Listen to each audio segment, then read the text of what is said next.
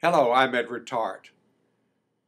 Hemant Mehta, the friendly atheist of the fabulous website friendlyatheist.com, has written an op-ed article for the Washington Post entitled, "How the Internet is Killing Faith."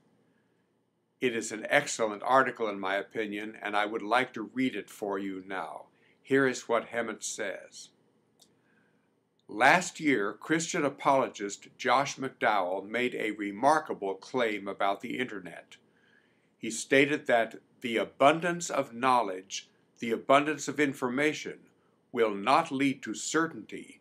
It will lead to pervasive skepticism. Josh McDowell said that as if it were a bad thing. It's not hard to see why McDowell is afraid.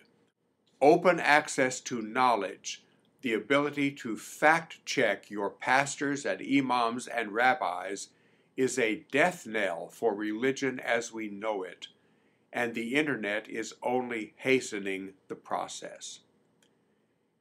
It wasn't long ago when statements made in a pulpit were simply assumed to be true.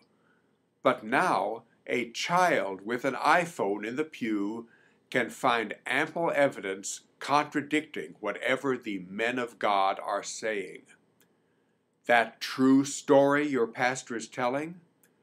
Snopes.com debunked it long ago.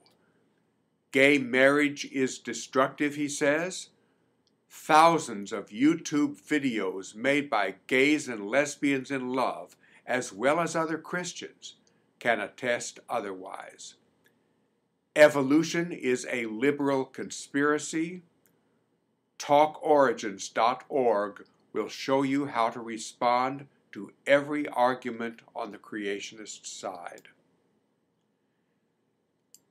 It's not only the abundance of information that is creating nightmares for church leaders.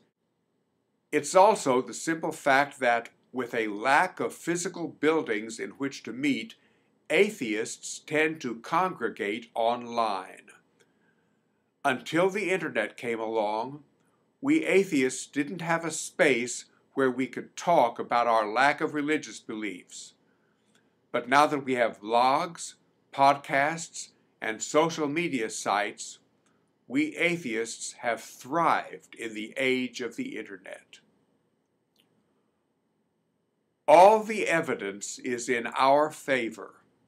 And unless a church forces members to exist in complete isolation from the rest of society, it's inevitable that church members are going to be exposed to the evidence that contradicts their own beliefs. It may have been possible to protect Christians from opposing viewpoints before the Internet, but it's extremely difficult to do that now. Perhaps even more importantly, it's easy to find others who disagree with what your pastor may be saying. Sure, the Internet is a great place to find a church or hear a sermon, but for every site informing you about a church's location, there's a forum with a negative review of the same place. A pastor can post a sermon online, but others will post responses and rebuttals to it. You can blog about Jesus all you want, but anonymous commenters will quickly poke holes in your faulty logic for everyone to see. Church used to be a one-way street. The pastor fed you information, and that was that. But the Internet has upended that model and has given people the opportunity to talk back. Now they can weigh their own arguments on matters of faith with that of people who disagree. Of course, many Christians won't go actively searching for dissenting views.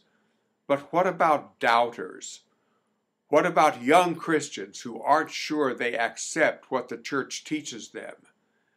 They'll be able to come to their own conclusions, and they won't necessarily be the same conclusions that their parents and their pastors want them to adopt.